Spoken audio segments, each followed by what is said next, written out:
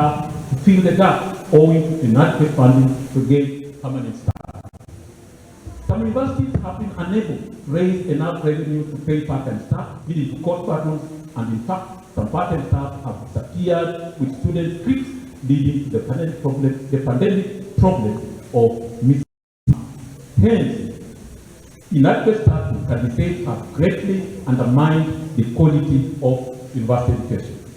I humbly recommend that the government solve the perennial problem of staffing in universities through viable and sustainable financing options.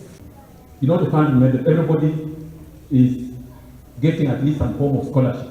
Everybody is getting at least some form of loan. Then the question we are asking here is, are there people or are there no people in this country who can afford university education without being supported by the government?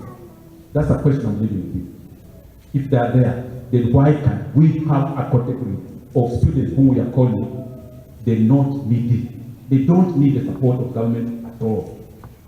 It turns out that there is a disparity between the factors influencing demand and what is captured in higher education hotspot, MTI, and this calls for the scientific inquiry to remedy the MTI to make it more effective in addressing student needs.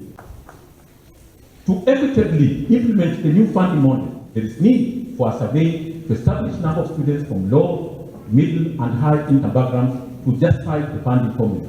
Upon implementation, there is need to provide for discounted rates of loan repayment for those who repay immediately.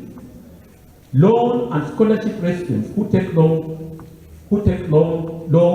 to complete studies because of unnatural factors must be made to lose the scholarships and loans and be required to repay immediately.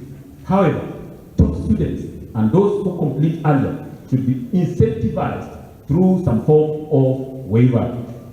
The family contribution should be scientifically justified, while at the same time, another category of not needy should be created in the funding model.